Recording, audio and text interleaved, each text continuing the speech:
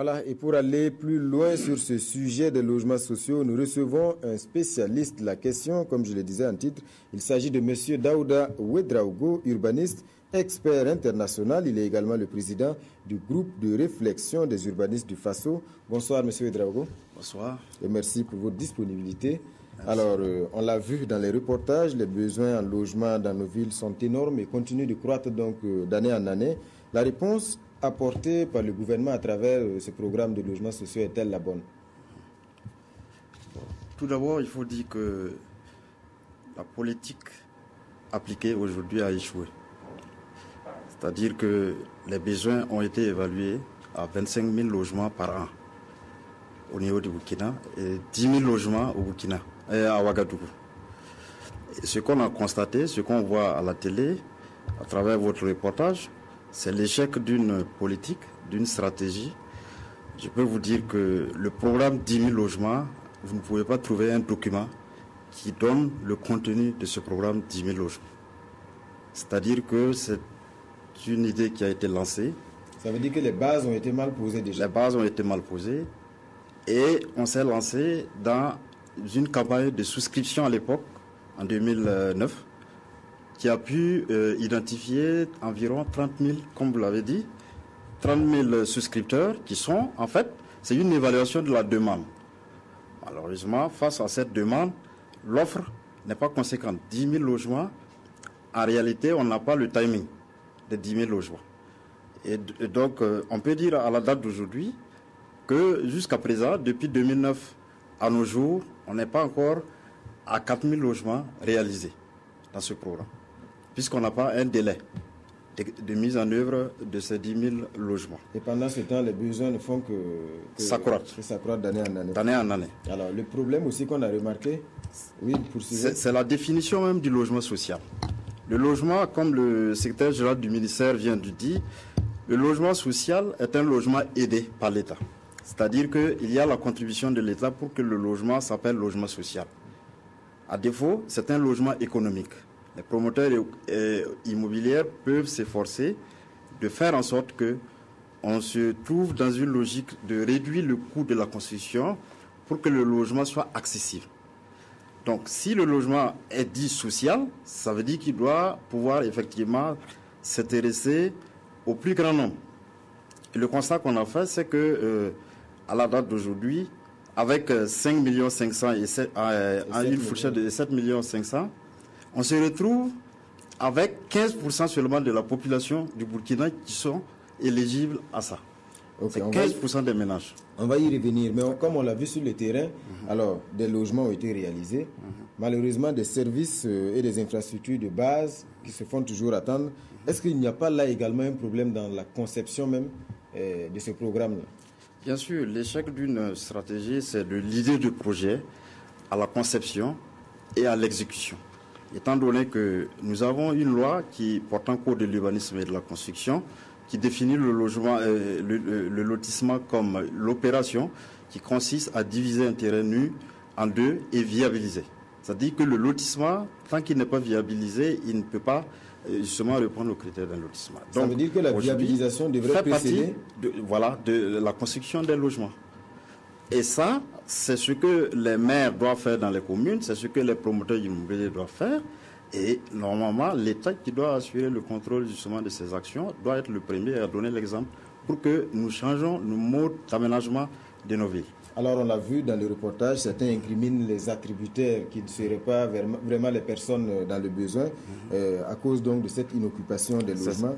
Alors est-ce l'État ou les attributaires à ce moment qui sont fautifs? Non, ça dit qu'on a raté les cibles.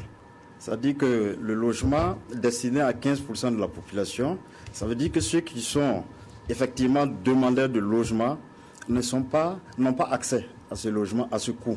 C'est-à-dire qu'il faut revenir sur la définition pour voir quel type de logement proposer pour le plus grand nombre. C'est ainsi que vous allez trouver sur le site des gens qui, effectivement, arrivent à mobiliser un revenu moyen de 100 000 francs par mois. C'est cette couche-là qui fait 75% de la population.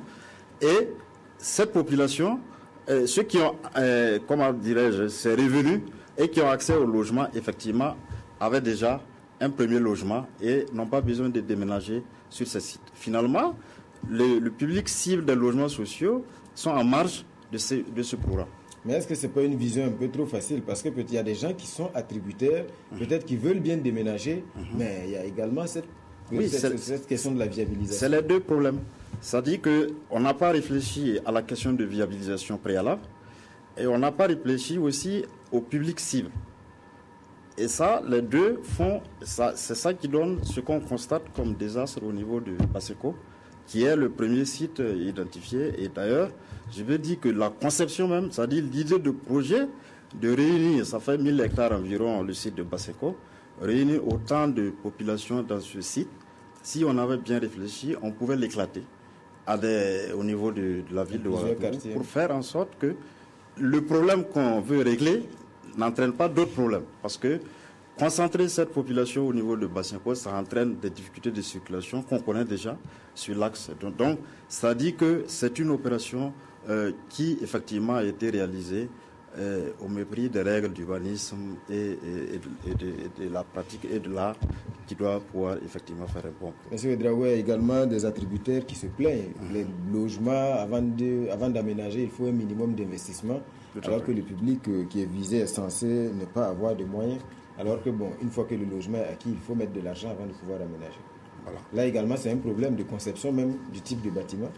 Voilà. Ça dit que là encore, on a observé un recul, parce que dans la pratique, au niveau du Burkina Faso, vous avez vu que nous avons eu des périodes où la SOCOGIV, à l'époque, a réalisé des logements. On n'a pas dit que c'est des logements sociaux, des logements économiques, mais sur des sites viabilisés. À l'époque, l'État était impliqué dans la promotion du logement. À partir des années 90, l'État s'est désengagé et laissé la pratique de la promotion immobilière au privé. Le privé cherche du bénéfice. Il ne peut pas faire du social. Et donc, c'est-à-dire que le retrait, le désengagement de l'État a favorisé justement l'absence ça a créé un vide. C'est-à-dire que le logement n'étant plus vu comme effectivement un domaine social, ça dit que c'est devenu un domaine des affaires. Et les promoteurs, vous avez vu même que la SOCOGIV, nouvelle version, privatisée, n'a pas encore pu produire du logement. Au contraire, ce qui a été opéré, c'est l'aménagement des espaces verts et des réserves qui étaient programmées que la SOCOGIV a pu transformer en logement au mépris des règles d'urbanisme. Voilà. Alors, il est clair aujourd'hui donc que la mise en œuvre pose véritablement des problèmes. Il y a également cette question du taux d'intérêt, on l'a vu dans le reportage tantôt. 5% rapporté à 15 ans ou à 20 ans, est-ce qu'on est toujours dans le social? Oui, là encore, il y a un problème parce qu'en réalité, la banque de l'habitat, nous n'avons pas une banque de l'habitat au Burkina. Ce qu'on a, c'est une banque universelle qui fait tous les autres services que les autres banques font. Donc, aujourd'hui, le domaine de l'habitat a besoin effectivement d'une véritable banque. C'est-à-dire une banque de l'habitat, mais une banque de l'habitat qui doit disposer certainement d'un fonds de garantie hypothécaire qui va permettre justement le soutien par rapport au crédit de ces populations. Parce que le taux de 5%, nous trouvons que c'est déjà élevé, mais moins que ça, si c'est la banque dans sa version actuelle, ne peut pas faire moins que les 5% aussi. Ça veut dire qu'il faut un autre soutien de l'État par des mécanismes de financement. Je crois que dans l'intervention du Premier ministre dans son discours a parlé de la mise en place d'une caisse de dépôt. Et effectivement, c'est une des solutions qui a été pratiquée au Sénégal et dans d'autres pays, même au Mali à côté, pour accompagner la Banque de l'Habitat dans cette tâche et même les autres banques pour pouvoir financer le logement parce que c'est des crédits long terme. Voilà, c'est des crédits long terme et les banques, dans sa logique de rentabilité, ne peut pas effectivement financer le logement moins cher que ça. Merci M. Ouedraogo pour toutes ces informations. Merci d'être passé sur ce plateau. En rappel, l'invité de ce journal était donc M. Daouda Ouedraogo, urbaniste et expert international. Merci encore. Merci.